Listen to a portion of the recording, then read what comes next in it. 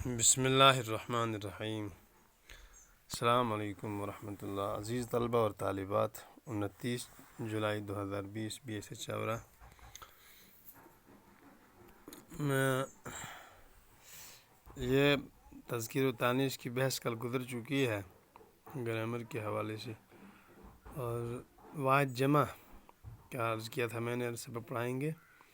واحد سنگولر کو کہتے ہیں، یعنی ایک اکیلا شخص یا ایک اکیلی چیز، ایک اکیلا شخص ہو یا اکیلی چیز ہو، اس کو سنگولر یعنی واحد کہتے ہیں۔ اور جمع پلورل، دو یا دو سے زیادہ اشخاص یا اشیاء، دو سے زیادہ اشخاص یا چیزیں، اشیاء شے کی جمع چیزیں، یہ جمع کہلاتی ہیں۔ مثال کے طور پر لڑکا، ایک کو کہے گا لڑکے، بہت سارے ایسے لڑکی اور لڑکیاں، مثلا کمرہ اور کمرے، جواب اور جوابات، وقت اور اوقات، جیسے بستہ اور بستے، مکان اور مکانات، سوال اور سوالات، مثال کے طور پر۔ تو جو بھی آپ دیکھیں جمع آپ کو دنیا بھر کے مل جائیں گے۔ اس پر ایک نوٹ یاد رکھیے گا کہ کچھ الفاظ ایسے ہیں جن کے معنوی لحاظ سے جماعت کی حالت میں ہوتے ہیں، جو معنی کے لحاظ سے لگتے ہیں کہ جمع ہیں لیکن اکثر واحد ہی ہوتے ہیں۔ مثلا فوج ایک پوری جماعت اور گروہ کا نام ہے، لیکن لفظ یہ واحد ہے، اس کا جو معنی ہے اس میں جمع ہے۔ ایک فوجی کو نہیں کہیں گے بلکہ فوج کے معنی بہت زیادہ لوگ۔ جماعت کی لفظ مفرد ہے، اکیلا ہے، واحد ہے، سنگولر ہے، لیکن اس کے افراد جو ہیں، اس کی اندر گروہ جو ہے وہ بہت بڑا ہے۔ محفل بھی لفظ مفرد ہے، لیکن اس کے اندر جو لوگ ہوتے ہیں وہ معنی کے لحاظ سے جمع ہوتے ہیں۔ پتھر، ظاہر ہے ایک پتھر کو نہیں کہتے ہیں بلکہ پتھر معنوی لحاظ سے جمع ہے، لیکن لفظ کے لحاظ سے یہ اکیلا ہے، سنگولر ہے۔ پتھر بہت سارے کو کہتے ہیں۔ لکڑی، دیکھو لکڑی، ظاہر لکڑی کہنے سے ایک ہی کوئی لکڑی کا ٹکڑا مراد نہیں ہوتا ہے، بلکہ بہت ساری لکڑی کے ٹکڑے مراد ہوتے ہیں۔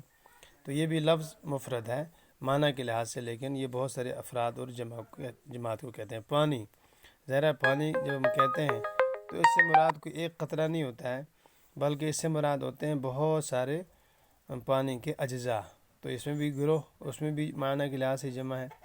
اس کے علاوہ بھی دیکھو جیسے دھاتیں ہوتی ہیں، سونا، چاندی یا لوہا ہے، کوئلہ، تیل، خاکی وغیرہ، یہ بھی لفظ واحد ہے لیکن معنی کے اعتبار سے یہ بہت ساری چیزوں پر بولا جاتا ہے۔ یہ نوٹ یاد رکھیے گا۔ اچھا، گرامر کا تیسرا حصہ وہ ہے متضاد الفاظ، یعنی اینٹونیمز۔ کیا مطلب؟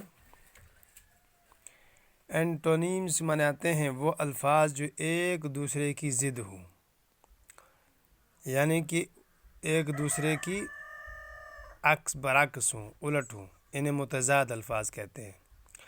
متضاد الفاظ نثر میں بھی اور نظم میں بھی استعمال ہوتے ہیں، اور یہ زبان اور بیان میں خوبصورتی پیدا کرتے ہیں۔ عبارات اور اشعار فصیح اور اس سے پر اثر ہو جاتے ہیں۔ خصوصاً شاعری میں الفاظ جب متضاد ہوں تو اس سے شعر کی خوبیاں زبان اور بیان کے لحاظ سے بڑھ جاتی ہیں، اور معنوی لحاظ سے اس میں ایک قسم کی خوبی پیدا ہو جاتی ہے۔ اشعار میں متضاد الفاظ کے استعمال کو شاعری کی زبان میں کہتے ہیں صنعت تضاد۔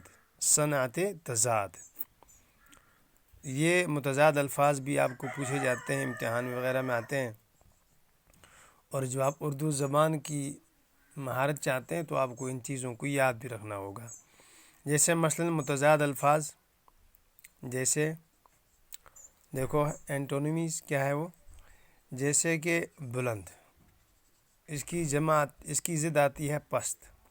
جنت، اس کی ضد ہے جہنم، جنت کی جہنم۔ ایسے ہی شباب کی شیب، شباب کی معنی جوانی، شیب کی معنی بڑھاپا۔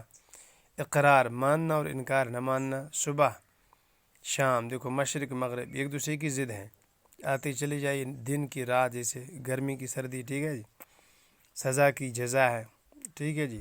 طول عارض اس کی مقابلے میں آئے گی۔ حیات موت، عروج زوال، لائق نالائق، ہنسنا اس کے رونا آئے گی ضد، ظاہر ہے جی۔ تو یہ الفاظ ہیں جو ضدوں پر دلالت کرتے ہیں۔ یہ بہت سارے الفاظ آپ دیکھ لیں، میں آپ کو دکھائی دیتا ہوں، اس سے آپ اپنی اس سے جو ہے یہ فوٹو لے سکتے ہیں۔ آپ اس کو ایسے کر کے آپ اس کو ویڈیو میں دیکھنے کے بعد فوٹو لے لیجئے گا اس کو، اور یہ کافی الفاظ ان کو آپ دیکھ سکتے ہیں یا آپ خود بنا سکتے ہیں، خود روزمرہ استعمال ہوتے ہیں، ان کو آپ اپنے طور پر جو ہے استعمال کر سکتے ہیں۔ کل انشاءاللہ ہم پڑھیں گے مصدر، پڑھ بھی چکے ہیں، اس کی مزید انشاءاللہ آگے کی تفصیل پڑھیں گے۔ خدا حافظ۔